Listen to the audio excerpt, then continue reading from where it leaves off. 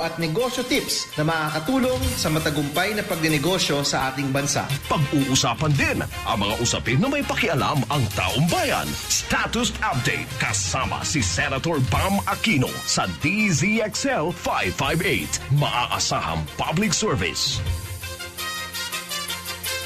Magandang araw mga bida, nandito na naman po tayo sa isa pang special edition ng Status Update. Ito po ang inyong lingkod, si Senator Bam Aquino. At syempre, nakakasama po ninyo ang inyo pong abang lingkod, Manang Audrey Hidalgo. Yun. Manang Audrey, magandang yes. araw. Good morning, napakasaya ng ating special edition. Today is July 22, 2015 ng Status Update with Senator Bam Aquino. That's right, Manang Audrey. Special edition po tayo ngayon dahil pag-uusapan po natin ang status update ng Go Negosyo Law. At yan ay, of course, sa paghihirap ng senador na si Senator Bam Aquino. Opo. At syempre po, mga partners natin sa DTI. Ano nga ba itong negosyo center na ito? Paano nga ba nakakatulong? At higit sa lahat, nasa saan na ang mga negosyo centers na ito? Opo. Alam nyo po, dun po sa ating Go Negosyo Law or Go Negosyo Act na napirmahan po last July 2014, ang pinakabuod po ng batas na yan ang pagbuo ng mga negosyo centers sa lahat ng ating local government units. Pero this year po, ngayon 2015, ito pong kauna-unahang taon ng implementation ng Go Negosyo Act. Ang target po natin, 100 negosyo centers, Manang Audrey. Wow, dami. Opo, at ang nangangasiwa po dun sa ating negosyo center rollout ay walang iba kung hindi ang isa sa mga multi-awarded, pinaka-sikat, masasabi ko na rin, pinaka-maganda at pinaka-masipag na Undersecretary ng DTI. At yun po, si Undersecretary Zenny Maglaya. At kauna-unahang batas si sabi nga Senator po Bam nila, Aquino. yung first ay special. Kaya nga. Special. Ang Wednesday na ito, mga kasama, para sa mga negosyante. Special po yan kasi alam nyo, Manang Audrey, nung tayo po inaangampanya, yung pangako po natin sa ating mga kababayan, trabaho at negosyo. Yun dun yung ating platapormang pinagtakbuhan, no? At kaya po, nung napasa po natin ito, sabi ko at least, hindi po ako sinungaling, no? Yung ating pong pinangako na trabaho at negosyo, ay posible pong mangyari nga dahil sa batas na ito. At mamaya rin, may mga kasama rin tayo aside kay Ma'am Zenny Maglaya. Of course, meron tayong magbibigay sa atin ng isang magandang istorya sa kanyang buhay nang pumasok siya sa negosyo center. Opo, actually, ang guest po natin mamaya, si Miss Kat Pataksil. Wow. Siya po yung isang entrepreneur. Yung negosyo po niya, yung First Harvest. Naku, napakasarap niyan, Manang Audrey. Uy. Ito po, First Harvest na gawa po dito sa Pilipinas, isang social enterprise ng mga spreads and jams. Yun. Actually, and more, no? Kasi mukhang nag-i-innovate po sila dun sa kanilang mga produkto. Pero ikukwento po niya yung kanyang experience sa La Union Negosyo Center. Now, we start with Ma'am Zenny Maglaya. Welcome po, Ma'am Zenny. Magandang umaga, Senator Bam. Magmamanang Audrey ba ako? Baka ilola mo ako. Audrey na lang. Yes, ma'am. Yes, Audrey. Magandang Approve. umaga sa inyo. Good morning po, lahat. ma'am. Anyway, unahin natin si Ma'am Zenny. Tanungin natin, ang Department of Trade and Industry together with this law, yung Go Negosyo Centers and the Go Negosyo Law natin, kamusta po itong batas na ito at ang DTI?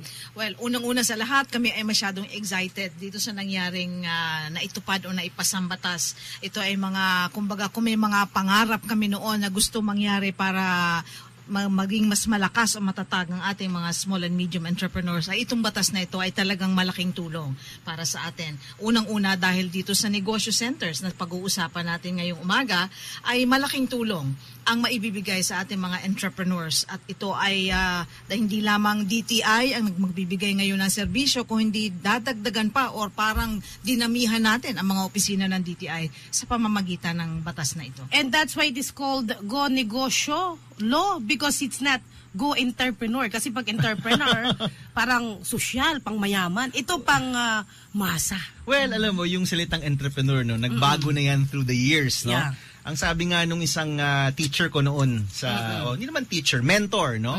Si Mr. J. Bernardo, isa ring sikat na entrepreneur. Sabi niya, noong 1970s daw, pag sinabi kang entrepreneur, ibig sabihin daw, jobless ka. Sabi ganyan. Ay, ganoon? Oo, pag sinabi, ano bang trabaho mo? Entrepreneur ako. Ibig daw sabihin nun, wala kang trabaho kasi walang regular na trabaho. But through the years, no, nagbago yan. And in fact, ngayon, pag sinabi mong entrepreneur, ang iniisip mo, si Steve Jobs. Si Mark Zuckerberg ng Facebook, di ba? Noong mga dekada 90 hanggang ika-2000, nung college pa kami, pag sinabi mong siya ay entrepreneur, parang sosyal, parang, uy, may negosyo siya. Diba? Uy, mayaman ito. Parang gano'n. Well, sana lahat ng entrepreneur mayaman man ng Audrey, no? Pero binabago namin yung ibig sabihin ng entrepreneur. Kasi sabi nga namin, kahit, whether you're a farmer o fisherman, magsasaka, mangingisda, entrepreneur ka pa rin. Tama. 'Di ba? Or sabi ko nga dun sa launching ng Aklan Negosyo Center, sabi ko, whether ikaw ang may-ari ng isang resort sa Boracay o yung nagbebenta ng Chori Burger sa tabi, pareho kayong entrepreneur. Yung naglalako ng fishball. Yun, entrepreneur pa rin yun. Wow. Oh, and just to clarify rin, no, yung, of course, Boss Mon, sila Mon Lopez, nandito rin before, no, from Go Negosyo. Pinangalan lang po natin yung batas sa kanila. At sila po isa sa partners natin dito. Pero wala pong perang napupunta sa Go Negosyo Foundation. Lagi ko nilang kinaklaro yon. In fact, sila pa yung negative kasi nagbibigay sila ng mga materyales sa bawat center. And para po sa mga first time na makarinig itong Go Negosyo na to, although alam natin na mas nakakarami sa ating mga kababayan, alam na nila ang batas na Go Negosyo Act. Now, ang tanong natin kay Ma'am Zenny, how does it work? Ano ba itong naitutulong ng Go Negosyo Act na ito at ng DTI? Siguro mag-concentrate tayo or i-focus natin siguro yung usapan natin tungkol sa mga negosyo centers o pagpaparami ng mga negosyo centers na nire-require ng batas. No? Dahil sa batas, ang sinasaad ay dapat lahat ng probinsya, munisipyo at syudad ay dapat may negosyo center. Ano naman ang gamit ng negosyo center? Alam mo, gaya ng pinag-uusapan ninyo na merong gustong mag-negosyo, merong may negosyo na at gustong palaguin ng negosyo. Ang negosyo center ang unang-unang pupuntahan ng isang negosyante or nais maging magnegosyo. Dahil kailangan malaman muna, ikaw ba pwedeng magnegosyo? Ikaw ba pwedeng maging entrepreneur? Itong negosyo center ay tutulong sa iyo para kilatisin. Malaman kung talagang ikaw ba babagay sa ganitong klase ng hanapbuhay or negosyo. No? So, that's what the negosyo center is all about. At nilalagay natin o nilalapit natin ang mga serbisyo. So, unang-una dyan is how to start a business. Anong negosyo ang pwedeng pasukan? Ikaw ba merong alam na siguro hobby siguro or hilig? Kasi minsan ang negosyo kailangan nag-uumpisa sa hilig or interest. Kasi mahirap yung kapag may pumupunta sa mga DTI, nung araw nung wala pang negosyo center, no, ang tanong agad ano bang pwedeng negosyong pasukan? Pag ganun ho ang unang tanong, parang medyo mahirap sagutin agad yon. Pero pag merong, ang amin usually tinatanong sa kanila, ano ba interest mo? Anong hilig mong gawin? Wow. Because it starts with something that you like or love to do. Kasi nandun yung interest mo, nandun yung hilig mo, susundan na lang yan ng ano ngayon ang dapat gawin para maumpisahan mo yon or maging negosyo yon at hindi lang hobby. Marami po sa ating mga kababayan yung naluloko because pumupunta sila sa maling hindi tamang opisina na maaari silang lokohin. Ito bang Go Negosyo Center na ito, yung mga lugar na yan, ay mapapasigurado na hindi maloloko ang ating mga kababayan na magnenegosyo. Hindi lamang hindi sila maloloko dahil at least pag sila'y pumunta ron, alam na nila kung saan sila dapat pumunta. At hindi lang yon ay hindi na sila maloloko, no, or mahihirapan pa. Kunyari, ang isa sa mga serbisyo na binibigay ng negosyo center ay yung paano mag-umpisa at mag-start, anong mga registration requirements, anong mga papel, anong mga requirements para mag-umpisa ng negosyo. Ituturo 'yon, ano? So 'yun ang importanteng requirements kung paano mag-umpisa. Sa anong mga ahensya ang kailangan kung ikay nasa food processing, ano ba mga requirements ng Food and Drug Administration? Ayun. Mga ganon, ano? Ituturo na lahat. Ituturo 'yon at hindi lang 'yon, mga pa-training. No, kung ikay wala pa sa negosyo, paano maging entrepreneur? Kasama diyan yung magbibigay ng training sa mga pumupunta sa negosyo center. So yan yung mga pwedeng mga serbisyo. Ang pagpaparehistro ng pangalan, yung business name. Dahil mahalaga yon, importante, kailangan may registration ka ng pangalan. Yun binibigay ng DTI yun, pero sa negosyo centers, doon na ngayon. Hindi ka na pupunta sa ibang building para pa-register. Yung pangalan, yung pagbibigay na register ng business name, doon mo na gagawin. Pero ang mayor's permit, syempre, pupunta ka sa opisina Sa ni Mayor. Mayor, oo. Kaya lang, ang negosyo center, hindi lang sa DTI itinatayo. Meron tayong mga negosyo centers ngayon na nasa local government units. Nasa Meaning, munisipyo nasa mismo? munisipyo na Wow. mismo. Di one-stop shop yun. So yun lang naman ang pinaka-importante. BIR, meron din ba sa negosyo center? Ang BIR ay partner natin dahil meron ding mga requirements sa BIR. Tama. Yung TIN, for example, ikasama yon, ano? And of course, para maging negosyante, dapat legitimate ka, maayos ka, at sumusunod ka rin sa mga regulasyon. May babayaran ba sa seminar pagpasok mo dyan? Yung mga seminars po ay libre kung gawa po ng DTI, ano. Yes. Pero syempre, sometimes I think yung ibang mga centers natin, pwede silang kumuha ng mga ibang grupo na magbigay ng seminar din. Kanya-kanyang charging na yon, no. But so far, ang alam ko walang china-charge. So far, Senator, yung mga partners natin, mga eskwela, academe, kasama natin dito. Yung PICPA, kasama rin natin. Nung nag-partner sa atin, they promise to give their services for free. Oo. Pero hindi rin masama Manang Audrey na sometimes may binabayaran ka. Tama. Oo, kasi alam mo tayo rin, mas pinapahalagahan natin yung isang bagay. Kung kahit konting, mayroon tayong konting stake, di ba? So sometimes, minimal lang. Or sometimes for equipment, or mga materyales, di ba? Hindi naman masama na may konting bayad. But yung in a general way, no? Especially kung DTI po yung nagpapatakbo ng mga seminar, libre po yun. Ayos. Pero ang tanong, ano po bang pagkakaiba ng DTI office sa negosyo center? Bakit di na lang natin ilagay sa gusali ng DTI? Actually, marami sa mga negosyo center ay nasa gusali ng DTI. Oh. In fact, napansin ko nga, no, Yusek Zenny, parang majority ata nasa DTI building siya, no? Actually, dumadami na rin sa local sa Okay. LGU. So, hati. So ngayon, nasa 27 ang nasa DTI, may 30 tayo sa local government, sa LGU. So sumasabay. dumadami at sumasabay ang local government. May isa tayo sa school, sa eskwela, at may isa with the private sector. So, hindi natin talagang nililimit ito.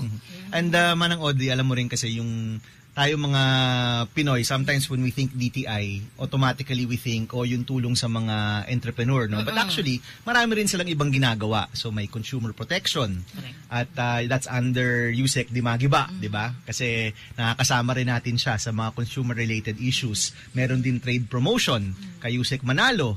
'Di ba? May trade policy, yung mga deals natin sa ibang bansa, kay Yusek Cristobal naman 'yan. So, medyo iba-iba rin yung mga ginagawa ng DTI. But syempre, para sa mga Pinoy, yung mga gusto magnegosyo, itong aspetong ito, which is under Yusek Zenny, ito yung agad-agad nilang naiisip, no? At agad-agad ring makukuhanan ng tulong dahil sa negosyo center. Maganda pala itong negosyo center natin. Pero kanina, gaya na nabanggit mo, Audrey, minsan sabi nga, hindi alam kung saan pupunta. Correct. Ngayon, sa dami ng ahensya ng pamahalaan na alam, sabi nga ni Senator Bam, napakaraming ahensya ang tumutulong pagdating sa entrepreneurship o yung pagtatayo ng negosyo. Isa na lamang opisina ang kanilang tatandaan, negosyo center. Alright. Diba? Pag mga entrepreneurs o mga negosyante at DTI ang kanilang pakay, at hindi lang yung DTI, pati na rin syempre yung mga Other agencies. Oo. Negosyo center ang kanilang I'll hanapin. give you an example, Manang Audrey. Kunyari, isa kang farmers cooperative. Pupunta ka ba sa DOST para makakuha ng equipment? Hindi. Pupunta ka ba sa DA? Actually, pwede ka pumunta, no? Pupunta ka ba sa DA para makakuha ng subsidy sa inputs mo? Pwede rin. Kung galing pa kayo sa Agrarian Reform, sa DAR pwede rin kayong pumunta. Tama. 'Di ba? Or kung may mga produkto na kayo, sa DTI kayo pupunta. Sometimes si Mayor may programa din. Kaya bago ka makakuha ng lahat ng programa, naubos na yung oras mo tsaka naubos na yung pampamasahe mo, 'di ba? Pero with the negosyo center, dapat lahat 'yon nasa iisang bubong na lang. So alam nila. Ibig Oo. sabihin, pag pumunta ka doon, a-advisean ka na ng mga taong nandoon. Yes. At in fact, Manang Audrey, may special kaming tawag dyan, di ba, Yusek Zenny, yung mga nagbibigay ng advice. Counselors. So ito ang kailangan ng mga negosyante. Now, ang gustong malaman ngayon ng mga listeners natin, asan ba ang mga advisors na yan? Asan Yun. ba ang mga negosyo centers natin ngayon? Opo. Yusek Zenny, baka pwede mong ikwento. Sa Luzon naman tayo, di ba? Umabot ba tayo ng Bismin? Ang ating May- show? Yeah, of course. Umabot rin? Oo, meron. Talaga? O sige, Umabot. mukhang Luz Biminda ang kwentuhan natin ngayon. O sige, Luzon po. Hanggang Santa Ana, Cagayan nga tayo. Oo, for example, sa Pangasinan, meron tayo sa Alaminos. Uy, Alright? taga-Pangasinan Oo, ako. sa Region 2 na meron tayo sa Tugigaraw. And then sa Isabela, meron tayo.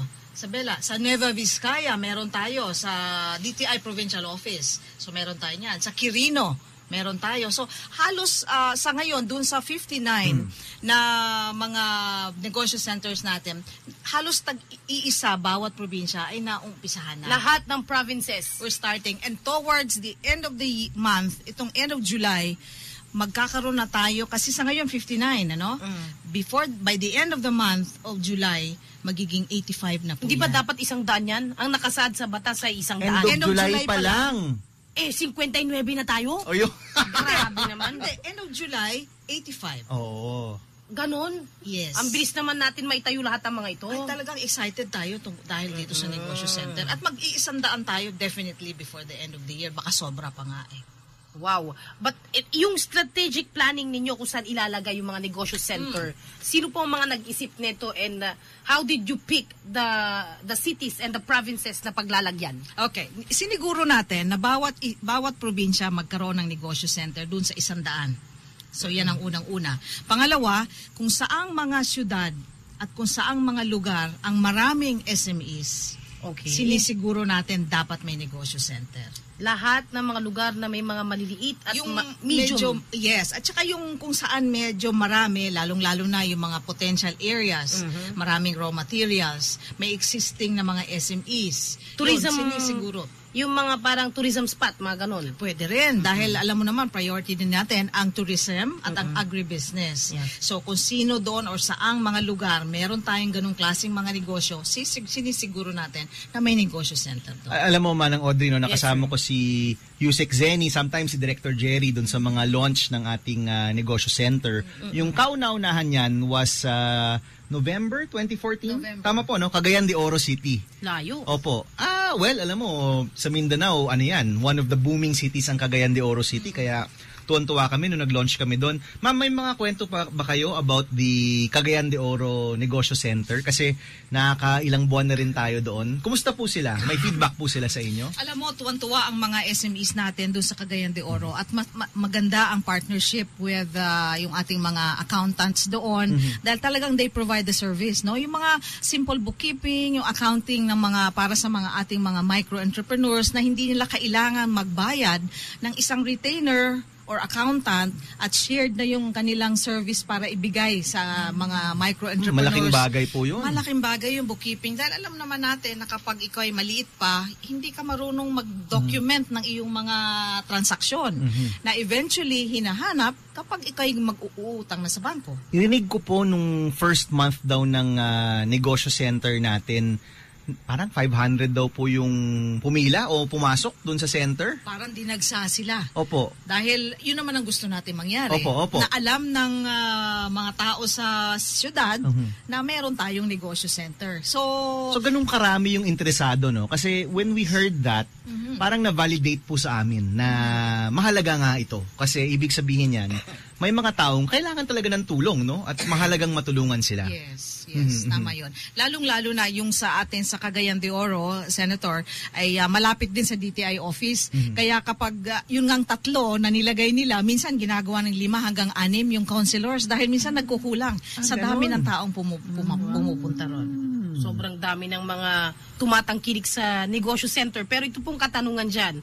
For sure, ang mga kababayan natin na pupunta dyan, yung mga wala pang negosyo o kahit yung may mga negosyo na, matutulungan ba ng negosyo center na maghanap ng kapital yung mga gustong magnegosyo?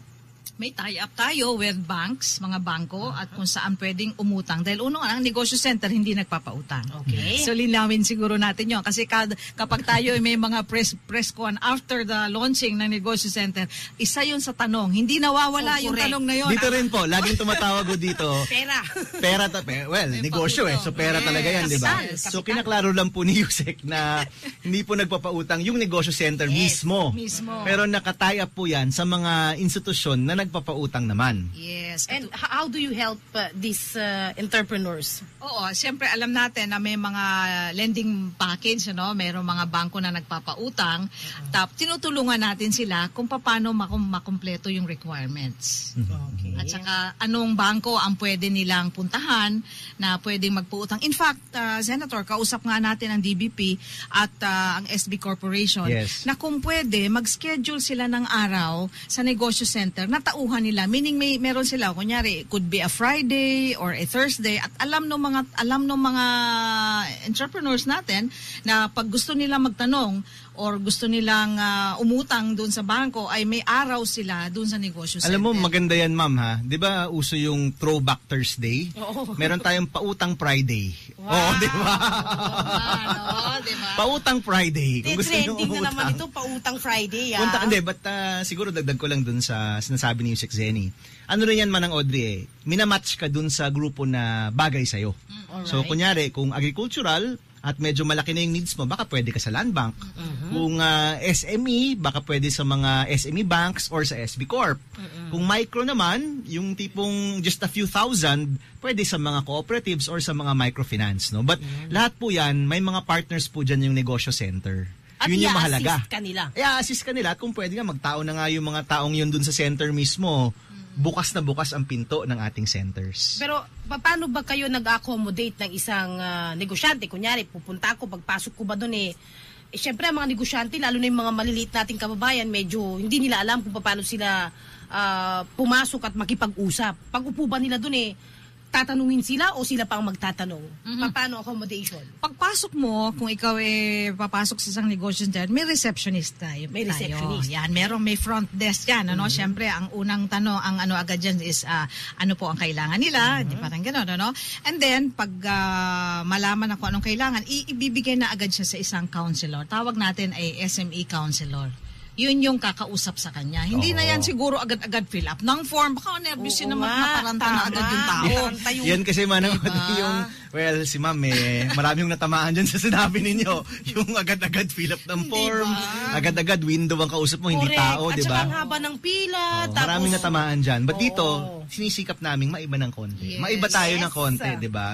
Yung maramdaman naman tao na welcoming, accommodating, may hospitality, tsaka yung nandiyan ka talaga para matulungan yung mga kliyente, no? Your partners and clients, no? Hindi lang kayo mga ano ba tawag diyan, no? Hindi lang mga tao na kailangan bigyan ng tulong, bagkus talagang nandiyan kayo para makiisa sa mga gustong kumuha ng serbisyo sa centers. Ako, tanungin lang kita, Senator Bam, saan ba ang hugot lines at ginawa mo ang batas na ito na talagang makatulong sa ating mga kababayan? Alam mo kasi, Manang Audrey, no, bago tayo naging politiko, social entrepreneur tayo, no? So, unang-una, yung trabaho namin tumutulong talaga sa mga maliliit na negosyante. So alam mo naman yan, no? That's why malapit tayo sa mga microfinance institutions, sa mga micro-enterprise development groups kasi yun yung naging experience natin. And lahat ng mga kinukwento mo, yan na rin yung pinagdadaanan ng napakaraming kababaihan na natulungan namin sa Happy Noy, no? Yung experience na kailangan mong umutang para lumaki yung negosyo mo, kailangan mo nang tutulong sa'yo para malink ka sa mas malalaking merkado, yung mag-mentor sa'yo kung paano gawin yung income, yung sales, yung kung ano-ano. So all of that na pagdaanan namin. Kaya that's why malapit na malapit sa puso ko talaga tong center na ito. Now, aside from that, kami rin mismo nung ginagawa namin yon, napagdaanan din namin yung paghirap ng pagkuha ng mga permit, yung pagiging complicated na mga kung ano-ano mga regulasyon. Mga pila, mahabang pila. Oo, no, in fact, kami nga, may kinukuha kaming grupo na binabayaran namin para maglakad ng mga documents because it's too cumbersome, no? Masyadong matagal, sayang oras mo. Pero naisip ko nga, kami nga, small enterprise lang kami. Buti nga, may pambayad kami dito sa mga consultant kasi kung hindi, siguro isang linggo mo mawawala. 'Di ba? So, all of this, no, yung ease of doing business, yung mentorship, yung training, yun yung hugot natin. Napagdaanan na natin yan, no? And gusto natin, hindi na mapagdaanan yan ng mga bagong entrepreneur.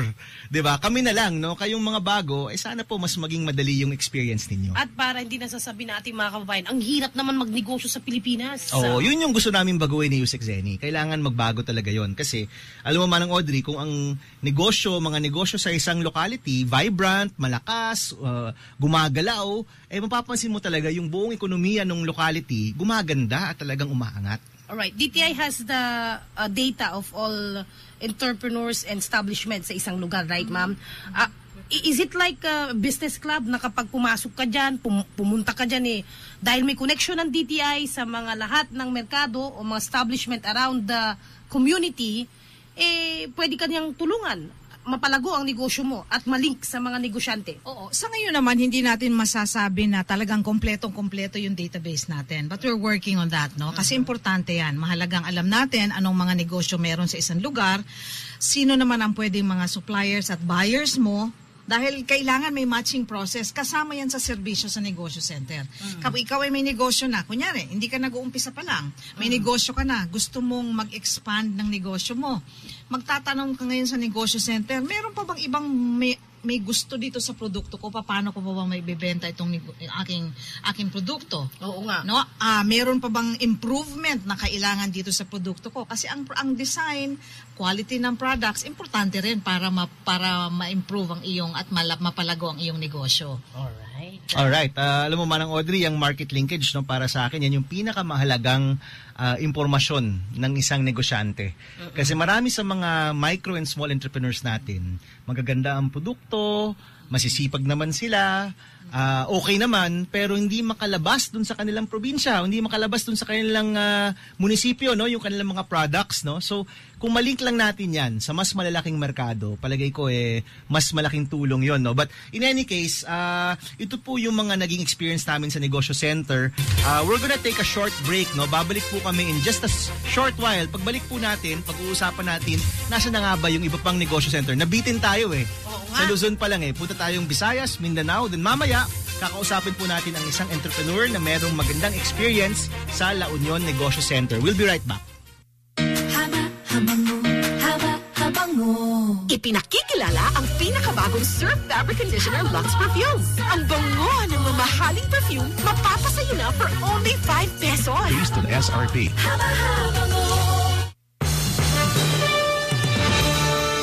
DZXL 558.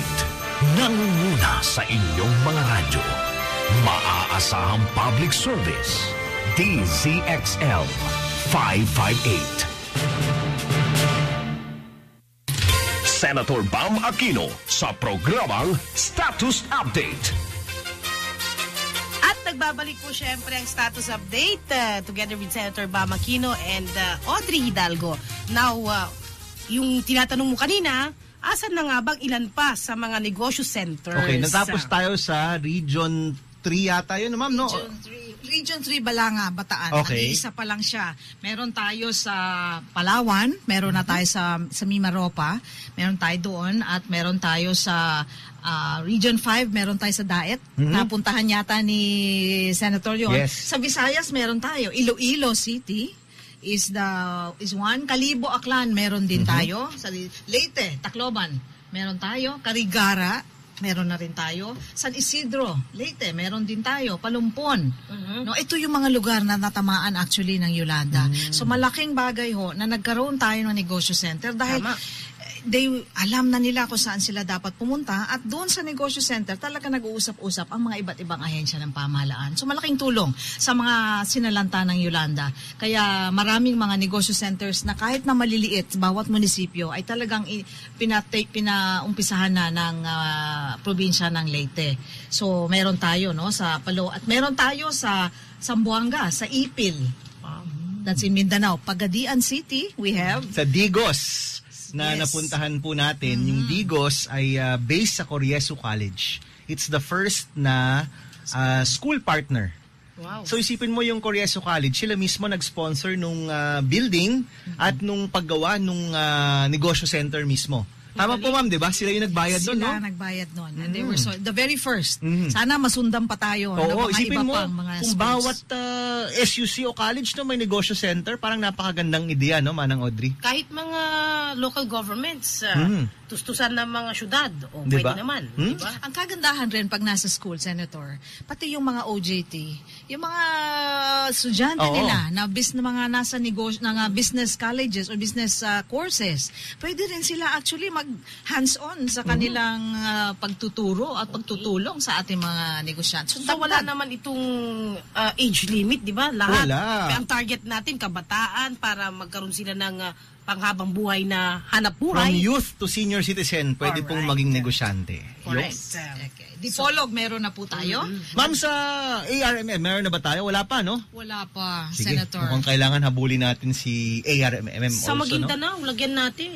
O, yung ARMM, baka maging Bangsamoro Land. Di ba? Bangsamoro Oo. Land ang tawag Para may nila Bangsamoro Negosyo Center din tayo dapat, ano? dyan. Correct. Kasi di ba last time si Dr. Alip na-mention niya yung card nasa Maguindanao na rin, di ba? Baka pwedeng silang partner natin doon. Di ba? Yung Bangsamoro Land. Oo, Maguindanao. So Bangsamoro, magiging Bangsamoro rin nga yan, no? Kung papasa yung batas. Oo, Bangsamoro In the meantime, Negosyo Center. ARMM Wow. muna, ano? Correct. Para ano tayo, no? ARMM Negosyo Center. Siguro ano yan, i-project natin yan, one of the 100 for this year, no? And I know that excited din po sila niyan kasi pag may mga programang ganyan, gusto rin nilang magkaroon din ng mga ganon. At meron tayong mga negosyo dyan na dapat talagang tulungan. Actually, yung mga Muslim brothers and sisters natin, mga traders yung marami sa kanila Yes. So talagang sanayan magnegosyo. So sige po, pa-project natin yan. Saan pa po ang ating negosyo center? Surigao City, Butuan City, sa San Francisco, sa Agusan, meron tayo. Gensan. Meron tayo niyan, no? Sa General Santos City. And meron pa tayo sa Tandag, Surigao.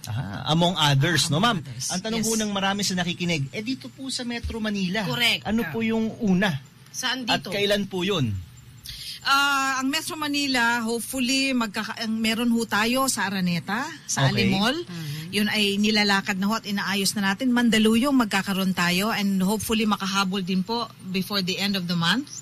At meron ho tayong iba pang mga, alam ko sa Caloocan, magkakaroon din po tayo. Yun yung mga nangunguna and Taguig. Alam mo, Manang Audrey, no, yung alam kong dalawang plano, sana po matuloy. Quezon City and Manila, no? Si Oo, kasi Quezon malalaki City, yan na syudad. syempre, mga mga urban areas natin, no? Yung Quezon City, alam ko yung plano ngayon gawin sa Ali Mall, sa gitna ng mall. Sipin mo. O Doon mas na okay mismo. yun para medyo, kasi alam mo, stressful ang buhay ng tao sa Oh. Manila. So, at least naka-aircon ka habang pag nasa papunta. mall ka, medyo nababawasan yung stress. Di Diba? ba? So tama-tama. Sana po before the end of the year matayo po 'yan. Yung sa Manila, in partnership to with Idea Space, isang incubator, ang balak nila, I think ang nakuha nilang lugar is in Intramuros. So ang balak po nila maglagay ng at least like a satellite negosyo center there. Pero ang focus doon, Manang Audrey, mga Yes. tech startups. So isipin mo, tech startup na negosyo center. Iba rin, ano? Ayos to. Yan ang pinaka-importante. Pero sa amin naman, ang gusto namin malaman, yung mga lugar, kasi di ba strategic dapat, sabi nyo kayong pumipili, pero does it mean na pag meron na sa Pangasinan o sa isang lugar, doon na lang siya o pwede pang magtayo? Sa ngayon, kung for example, nasa Dagupan, sa ngayon, lagyan natin nasa Dagupan City, sa mga ibang munisipyo, pwede pa. Pwede pa. Yes. Hindi ibig sabihin na doon ka lang pwedeng pumunta. Kunyari, kasi Pangasinan is very big Oo, province. yes. 2 oras ang guguguli ng taga-Bulinaw para makapunta lang ng Dagupan City. So, ang Tama. tanong namin, may lalapit din kaya Every natin town. Every yan. town must The have. best. Yun yung kagandahan nito kasi nilalapit talaga natin ang mga serbisyo na ito sa mga entrepreneurs. Pero Manang Audrey, hindi naman agad-agad Oh, Baka syempre. naman agad-agad ang natin Oo dyan. naman. Kasi syempre po, Importante. binabudget po natin yan every year. No? So may mga targets po yan every year. But ang nakalagay talaga sa batas is all local government units. No? So Wow. hintayin po natin yan. Ang target namin ni Yusek Zeni, siguro bago matapos yung term ko, which is 2019. Ilang taon pa rin po Makumpleto. yun. Diba? 4 years pa naman yun. Sana makumpleto natin yung lahat ng local government unit. No? Wala pa nga isang taon, 85 na More than 100 yan Kita in a mo, year's mamaya, time. in 1 year, 100 plus. O plus 3 more years, baka 400. Ang dami. Dapat mas marami pa sa kung tutuusin. No? But actually, Manang Audrey, ang magiging true test niyan ay kung successful itong ating unang 100. Yeah. Kasi kung maganda yung feedback ng mga tao dun sa unang 100, napakabilis ng pagkuha ng suporta at pondo dyan. Yun naman yun di ba? So if the first 100, sabihin ng mga mayor, ay, ang ganda ng experience ng mga constituents ko, talagang gumandang negosyo nila, natulungan sila. Syempre, sasabihin na ng ibang mayor, kami rin, kailangan yan. Pakipondohan yan sa national budget natin. So, ganoon po yung posibleng mangyari niyan. Kaya we're really hoping talagang maging successful itong ating first year. Kasi yun po yung magdidikta dun sa ating second, third, fourth, and fifth year. The no? pilot.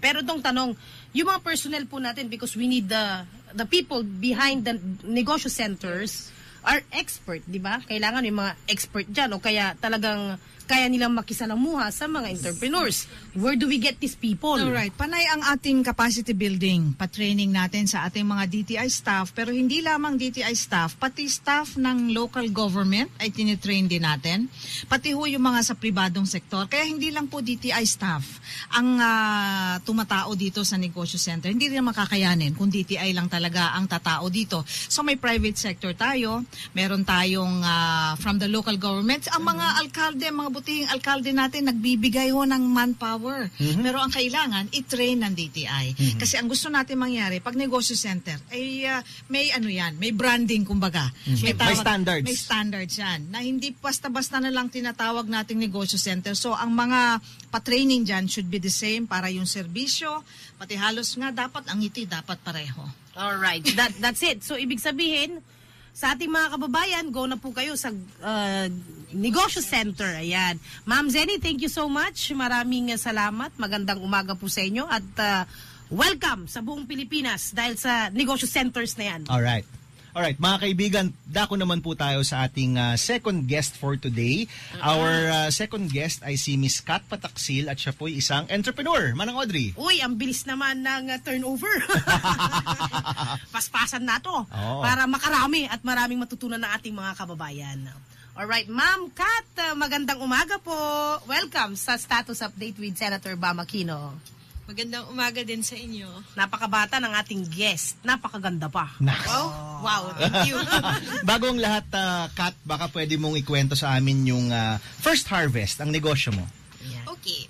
Yung first harvest kasi, isa siyang food business. Food manufacturing business na galing sa GK Enchanted Farm. Kung naririnig niyo yung GK Enchanted Farm, yun yung Gawad Kalinga Enchanted Farm. At ito yung una sa 25 na gustong gawin ng Gawad Kalinga in the next 10 years. So, nandun siya sa Gawad Kalinga Enchanted Farm. And yung first harvest, meron kaming mga ginagawang spreads. Sa future, gagawa rin kami ng dips, sauces, and dressings. Pero ang kagandahan nito talaga, yung mga ingredients natin, manggagaling sa mga bukid sa Pilipinas. Wow, teka lang. When we say Gawad Kalinga, pabahay yan eh. Oo, pero kasi ang GK, nag-expand na rin yan sa social enterprise, Manang Audrey. Uy, For the ayos past to, couple of, siguro mga 6 or 7 years na rin, no? Na nagpalit na rin yung focus nila, no? So, ito yung isang parte ng GK na social enterprise yung focus niya. If you remember, si Father Javi yung guest natin, pinag-usapan natin yung social enterprise, di ba? Mga negosyong nakakatulong sa mga tao. So, itong Gawad Kalinga na farm nila, you get the raw products there and you make it as a food product. Yes. That's the vision. That's the vision of the company, no? Right now kasi hindi ka naman makakommit dun sa farmers na, bibiling ko yung peanuts mo. Kailangan siguraduhin mo munang may bibili ng produkto mo.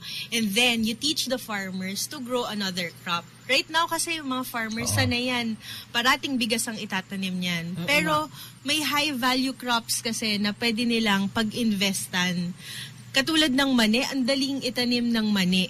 Parang in 5 months, pag nagtanim ka ng mani, hayaan mo lang siya. Hindi siya high maintenance crop. At hindi mo siya kailangan diligan. In fact, pag diniligan mo ang mani, mabubulok siya. Talaga? So, hindi mo siya didiligan. So, nakakatipid ka sa tubig. Tapos, hindi mo masyadong babantayan. Pero in 5 months, ready for harvest. At ang isang ektarya ng lupa, pwede ka mag-grow ng 2.5 tons ng mani. Wow! Magtitinda na ako ng mani. But pinag-uusapan natin yung mani dahil peanut butter yung best product ninyo, no? Yes, right now, yun yung first product namin. It's our flagship product na tinitinda namin sa Human Nature outlets. Tinutulungan kami ng isa pang social enterprise na lumaki yung aming production. So, yun yung una. At yung kakaiba dun sa aming peanut butter. Kasi ang dami ng peanut butter. May imported pa na peanut butter. Pero ang kakaiba dun sa peanut butter namin, ang ginagamit namin, honey sweetened. Para kasi ang honey, lingid sa kaalaman ng maraming tao, mas healthy siya, 'di ba? Ayaw na natin ng asukal, sobrang daming asukal. So yung peanut butter namin hindi matamis, hindi gaanong katamis, pero may honey siya, kaya malinamnam pa rin siya. Yun. So itong honey peanut butter cut, ito yung flagship product ninyo. Masasabi mo ba na sa lahat ng mga binibenta nyo, ito yung pinakamarami? Kaya siya yung flagship? Yun talaga eh. So far, yun talaga. Pero, si Coco Jam, hindi ba mabibenta? Kasi yun yung favorite ko eh, yung Coco Jam ninyo eh. Yung salted cocoa caramel, sa totoo niyan, mabenta siya sa mga foreigners. Ay, ganun? Mabenta siya sa mga French interns. Sabi ko na nga, French ang panglasa ko eh. Manang Audrey. Ano siya? Yun, mabenta siya. Mabenta rin siya. So, ang gusto naming mangyari nga in the future, sana malaki pa yung mabenta natin. Kasi pag mas marami nabebenta mo, mas marami ka kukunin sa farmers. Siguro pang export si isipin mo salted caramel coco jam. Diba? Yes. Basically, diba? Okay. Pero balik tayo sa peanut butter. So, itong peanut butter yung flagship product. So ito yung pinapalaki nating produkto. Ano yung mga naging challenges natin Kat, or mga obstacles kaya in coming up with this product and in selling the product? Okay. So, kasi nga, dun sa market na, puro na matatamis. So, talagang ginawa namin, we made it a point na hindi ganun katamis yung aming produkto. Pero, syempre, ibabalance mo siya. Hindi pwedeng hindi matamis, tas walang lasa. So, we thought about it, sige gawin nating honey sweetened. And, pag sinabi mong honey sweetened, mahirap maghanap ng honey. Ganun? Yung tunay na honey. Tama. Yung tunay na honey. Kasi, dito sa Philippines, hindi siya ganun kalaki na industry. Yung honey na ginagawa nila, yung pulupok-kyutan, ba? Na talagang hahabulin mo, tapos pipitasin mo sa puno. And it's not sustainable. Yun yung wild honey, di ba? Yun yung wild honey. So kahit yung wild honey, kukunti rin lang yung may gawa nun? Very few, and it's very seasonal. That's why we have to look for a stable supply ng honey. Okay, and I think dito naman Manang Audrey papasok yung kwento nung negosyo center. Yun ang gusto ko nang tanongin. In connection with the negosyo center, kasi as we hear, napakaganda na ng negosyo mo. Umaangat na siya. Pero ang tanong, ba't kailangan mo pa ng tulong ng negosyo center? And why did you go sa negosyo center? Okay. So, mayroong isang workshop na kinonduct yung Go Negosyo team, no? Nagkaroon sila ng workshop sa La Union. And talaga nung una, sabi ko, namumroblema ako. Naku, paano natin tataasan yung benta natin kung hindi tayo makakakuha ng raw materials?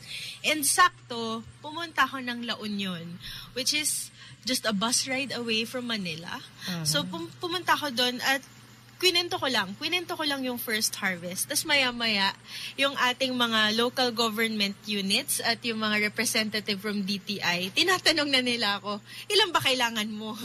So, di ba, dito natin makikita yung gap sa Pilipinas no? Na ang daming produkto, merong suppliers ng mani, may supplier ng honey, meron din ng mga businesses na parang bulag na hindi nila makita kung saan kukunin yung mga raw materials. And that is, parang epiphany siya for me, na parang na-realize ko, nako, nandito naman pala, kailangan mas mabilis kami gumalaw. Kasi kung mas marami kaming mabibenta, yung honey suppliers na yun, tutulungan namin yun lahat. No, I mean, at the end of the day, isa ka rin dati na parang bulag nung wala ka sa negosyo center. Yes. Na, saan ba ako pupunta? Punta ba akong La Union, ng Cagayan? Saan ba ako pupunta sa Luzon para bumili lang ng pulot-pukyutan na yan? Right? Yes, yes. Paano ka natulungan ng negosyo center? So, yung negosyo center, yung team nila, Senator Bam nga, tutulungan nila kami na kunin yung mga raw materials sa La Union. Mga honey farmers natin, ano? Yes. Malink up sa kanila, Manang Audrey. Galing. Yes. So I think ngayon yung samples yung hinihintay natin, yes, ano? hinihintay na natin yung samples para ma-check natin kung ano yung lasa. Kasi ang honey, depende kung saan mo siya kinuha, iba-iba ang lasa niyan. Iba-iba. For every flower, sa bawat bulaklak na pinagkukunan ng honey, nag-iiba ang lasa. Paano mo masa-standardize yung lasa kung ganun? So, meron silang tinatawag na cultured honey, no? So, pipiliin mo yung lugar kung saan mo siya ilalagay. Tapos doon na lang lagi para siguradong pareho yung lasa mo. Yes. Nung produkto mo. Okay. Or baka pwede tayong gumawa ng variant. Pero alam mo man Audrey, yan yung isang example na market linkage, di ba? Yung mga bee farmers natin from La Union, may merkado na through CAT doon sa kanyang mga produkto na mas finished product yung produkto niya. So we're hoping yung mga negosyo centers natin magkaroon ng mas magagandang linkage na ganyan, no, between our communities at mga entrepreneur, mga producers, mga manufacturer, malink natin lahat yan dun sa ating mga centers, no? Because we have the entrepreneurs. Pupunta sa atin ang entrepreneurs sa negosyo center. Pero yung mga manufacturers, yung pagkukuha na natin ng raw products, raw materials, paano hahanapin ng DTI yun, di ba? Syempre sila rin, pupunta rin sila dapat sa negosyo center. At that's sa community, right? No, but that's why yung ibang centers natin nakalink na rin sa mga farmers, mga fisher folk, di ba? At mga kooperatiba, kung saan galing naman yung mga marginalized communities natin. So, ganyan talaga, yung negosyo center, nagiging sentro siya ng economic activity ng isang lugar. At syempre, sa pagbabalik natin, panghuli na lang, itatanong natin kay Ma'am Kat, ano ba ang inaasahan niya at higit sa lahat, anong may papayo niya sa mga negosyante. So babalik po kami mga kasama, dyan lang po kayo. Haba-habang mo. Ipinakikilala ang pinakabagong Surf Fabric Conditioner Luxe Perfume. Ang bango ng mamahaling perfume, mapapasayo na for only 5 pesos. Based on SRP. Haba-habang mo. Ito ay kwentong Code 45 Brohood. Kung may problema, kahit gaano kataas, may sasagip sa'yo, kahit gaano kalalim, lagi kang may maasahan. pero ang tumawag, lahat ay hahamaki. Ang Code 45 Brohood. Bros look out for bros. Magigibabaw pa rin ang Brohood. Experience the great, strong, smooth taste of Brohood. The Code 45 Brohood. Drink responsibly. Maasahang public service. DZXL 558. Senator Bam Aquino sa programang Status Update. Alright mga kaibigan, nagbabalik po tayo sa status update. Mayroong hanging question si Manang Audrey. Oo nga, kay Ma'am Kat. Ma'am Kat, una sa lahat, ano pong may papayo nyo sa ating mga kababayan na magnenegosyo at paano makakatulong sa kanila ang negosyo center at sa inyo rin? At anong inaasahan nyo sa negosyo center? Okay. Alam mo, sa totoo lang, matagal ko na talaga gusto magkaroon ng business. Pero nung na-realize ko na ang businesses, they are very powerful sectors in the government and in the Philippines also. Kasi malaki ang populasyon ng mga tao na nasa private sectors. And yung business, syempre pwede kang yumaman, 'di ba? Pero aanhin mo yung sobrang yaman mo pero hindi ka naman masaya. So dapat may balanse kasi yung pagbi-business nga, tsaka sense of social purpose. Kaya nga kailangan tutulungan natin yung mga farmers here in the Philippines. And dun sa mga gusto mag-business, masasabi ko, maganda rin na magtrabaho ka muna. Ako, I worked in Human Nature for 4 years. At dahil nagtrabaho ako sa isang startup na Filipino company, ang dami kong natutunan. At dun ko nakita na in the future talaga, kaya ko rin gumawa ng isang business. So, ang maia-advise ko sa mga taong gusto mag-business, mag-ipon ng onte. And then after pag-iipunan yan, pumunta na sa Go Negosyo Center. At talagang tingnan kung ano yung mga pangangailangan. And aralin mo rin kung ano yung pangangailangan ng lipunan para when you make a product, may bibili. Alright. Kat, thank you so much. Pero hindi ka pa aalis. And babalik natin si Yusek Zenny kasi may mga tanong tayo from our studio audience. Some questions for both of our guests, no, Manang Audrey. Ito correct. po, yung una po kay Yusek Zenny. Ma'am Zenny, ang tanong po dito ay, Ma'am, pang startup lang po ba ang negosyo center? Hindi lang po pang startup, pati ho sa mga existing businesses na gustong palaguin, gustong ma-improve, ay open po ang Negosyo Center. Alright, ito naman para kay Kat. Kat, gaano kalaki ang kapital? I mean, kung gusto mong i-share, gaano kalaking kapital sa ganyang klase na negosyo ang kailangan mo? Kung Hindi mo naman very kailangan honest ako, isentabo, no? Pwede mo magbigay ka ng range, no? To be very honest, nung nagsimula kami, pinautang kasi kami ng market. So, ang linabas lang namin na salapi ay 2,500 pesos. Ganon? 2,500 pesos, kaya hindi talaga problema ang pera. Yung nautang mo naman, magkano yung nautang mo? Yung initial production namin, mga ano lang kami, 24 to 48 jars na benta, pinaikot na namin yung pera. So talagang 2.5 lang talaga. Hindi pa ako naglalabas ng pera. Kaya ko maglabas ng pera, pero sa business, hindi problema ang kapital. Ang kapital mo, dapat talaga pinagpapaguran mo. Grabe naman yan. Grabe. 2.5 lang?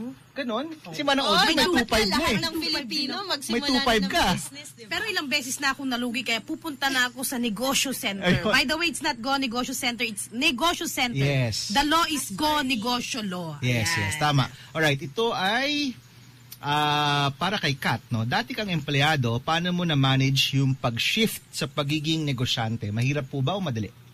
Okay, so ang ginagawa ko initially, nung kakasimula pa lang ng business, full-time talaga akong empleyado. At pag uwi ko sa bahay, aasikasuhin ko yung business ko, 6 to 12 midnight. Ganun siya. Mahirap talaga siya. Pero masaya siya kung gusto mo yung sinimulan mong business. Nung umalis ka from Human Nature, gaano kalayo mo na dun sa first harvest? Like, meron ka na bang products nung umalis ka? O may order ka na nung umalis ka? Or maaga-aga pa lang umalis ka na? Kaya ako nag-resign from Human Nature is because lumalaki na si First Harvest. So may orders ka na? Marami na. So at least sigurado ka, no? Yung sigurista ka rin, ano? Wala kang bakante, in short, no? Walang oras na umalis ka sa trabaho mo, tapos wala ka ring order. At least medyo na-transition mo siya. Meron na talaga. Okay, para kay Ma'am Zenny, lahat po ba ng industries covered na ng negosyo centers? Like pag-export ng products? Lahat po ng mga sektor or industries ay sako po natin, lalong-lalo na sa mga lugar. Kasi sa mga munisipyo, sa mga syudad, kung ano yung talagang merong raw materials, saan siya malakas, doon tayo nakatutok. Yun ang ating talagang ine-emphasize. At hindi lang limited to local markets. Kung meron ho tayong mga gustong magtanong tungkol sa mga paraan kung paano mag-exports, kasama yon. Last na tanong ko kay Ma'am Zenny, yung pong mga, di ba marami kasi sa gobyerno natin, meron mga processing plant, mga cold storage plant, meron din kayong listahan yan para sakali yung mga negosyante natin, hihingi ng tulong, ask advice, kung saan may bakante na pwede silang mag-cold storage, magpagiling ng palay nila. Yes, kasama yun sa mga database natin or mga impormasyon na sasakupin ng negosyo center, pati mga bodega, warehouses. Yes, kasi kailangan yung mga available facilities dapat alam natin. Correct. Alright, ito para kay Yusek Zenny ulit. Ma'am, kung kailangan ko ng mentoring, paano po kapag kailangan ko ng mentoring? Punta lang po kayo sa Negosyo Center at ang ating counselors po ay magbibigay ng advice. Kung kaya po nila, ay sila po ang tutulong sa inyo. Kung hindi naman po, ay meron tayong mga pribadong sektor, meron tayong mga experts, meron tayong mga kasama rin sa academe na maaring tumulong sa atin. Ma'am, ano yan, no? Ang business counselor, ang balak naman dyan, hindi lang naman one time makikita, no? Pwede pong balikan? Yan, hindi lang po. Kapag ikaw'y nakatara na, dahil tayo ay kapag nakapasok na sa negosyo center, ay meron ka na talagang nandun na yung pangalan mo, ikaw ay magiging regular na kliyente. At hindi lamang minsana ng iyong punta doon, papasyalan ka pa po. Pwede kang maging Facebook friend? Magbubukas po tayo nun. Para alam naman natin ang social okay lang po, network. maging Facebook friend. Okay, para kay Kat, saan mabibili ang product ng First Harvest? Na-mention mo kanina, Human Nature. Yun lang ba ang outlet mo ngayon? Yun yung isa sa pinakamalaki naming outlet. Hanggang Mindanao, meron tayong Human Nature outlets. Pero kung gusto nila mag-order, bumisita lang sa firstharvest.ph at nagde-deliver din kami nationwide. Wow! So they can go online, Yes. firstharvest.ph, mag-place ng order doon? Yes. Paano yung bayad nun? tumatanggap kami ng bayad through bank deposit sa BPI or through credit card. And by the way, kung gusto rin nila mag-distribute dito sa Pilipinas, matutulungan talaga nila kami. Pwede daw mag-distribute sa Canada, sabi ni Manang Audrey. Parang mas benta daw sa Canada, sabi niya. Unahin natin dito sa Pilipinas. Yun, okay. So Philippines muna. Yes. Alright, mga kaibigan, ulitin po natin. Firstharvest.ph. That's correct. Spelled, no? F-I-R-S-T o 1-S-T?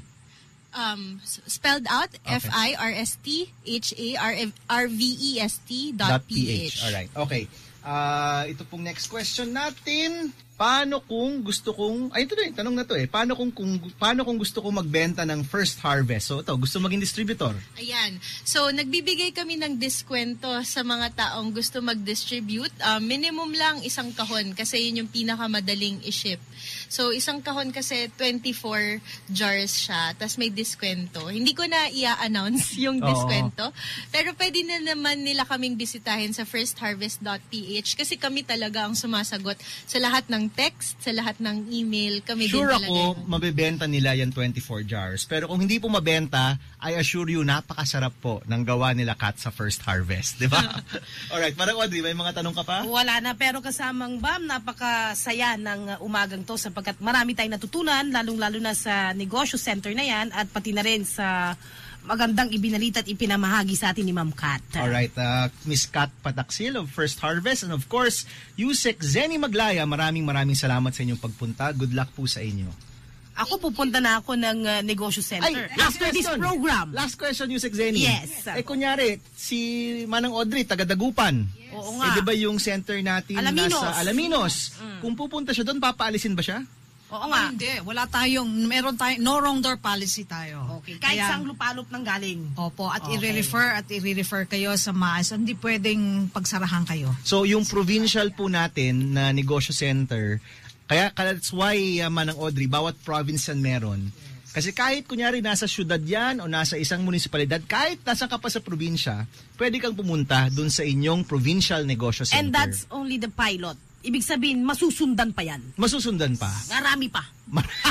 Basta si Manang Audrey nandyan. Ay, marami pa. At saka siguro, Senator, kung gusto pa nilang makuha kung saan eksaktong meron mga negosyo centers, pumunta lamang sila sa website ng DTI, www.dti.gov.ph, at pwede rin sila tumawag sa 751-3330. Alright, Yusek Zenny and Kat, maraming salamat mga kaibigan. At meron pa pong nalalabing 4 na sandali bago po ang alas 12 ng Wednesday morning. Siyempre, ito na po ang mga abiso namin ni Senator Bam Aquino. Alright, mga kaibigan, ito po yung ating mga microfinance partners. Kung kayo po ay nasa Pasay or Manila, ito po yung ilan na pwede nyo pong puntahan. Ang Center for Agriculture and Rural Development o ang CARD, meron po silang Pasay branch. Ang address po, number 60 Sampaguita Street, Barangay 137, Pasay City. Ang phone number, 02-889-8224. Ang amin pong ibinibigay na abiso ay para kung saan kayo pwedeng makautang. As Philippines Foundation Incorporated, sa Santa Ana Branch, address 2233, Barangay 791, Zone 86, Arellano Street, Santa Ana, Manila. Phone number 0922-897-7610. And ito po, based naman po sa Metro Manila. Ito po, isa sa mga pinakasikat at pinakamatagal na rin na microfinance institution, ang Center for Community Transformation or CCT Credit Cooperative. Ang kanila pong head office ay nasa 6th floor, Joshua Center, 1428 Taft Avenue, Ermita, Manila. Phone number 02-524-1819.